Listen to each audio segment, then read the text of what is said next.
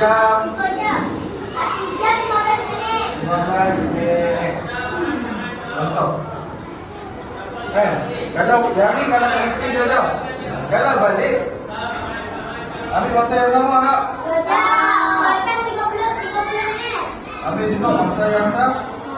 Tapi kalau dia insert, kalau ada lampu merah, Ustaz, kalau dia Ustaz, dia bisa, dia berhenti dah kalau tu. Jadi share sekali dengan saya ni. Okey. Kalau pergi kita pergi sudah 2 minit. Balik sudah 15 minit. Bila kita datang, contoh kalau kita tanya berapa waktu kita nak pergi dan balik? Berapa jam? Okey, kita nak plan 1 jam. Okey.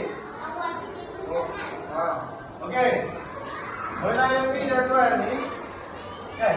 Contoh, pendaftaran peserta pukul 8. Sampai pukul berapa? Sampai pukul 8.30 pagi.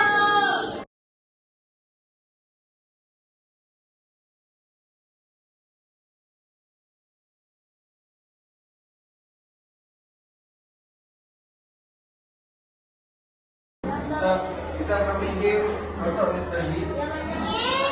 Kita akan main game Contoh Misteri lah macam hari tu.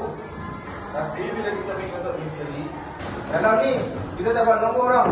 Tapi dalam ni ada soalan. Nanti siapa yang dapat tu, kita akan dapat soalan. Kamu akan jawab depan. Boleh? Boleh tak?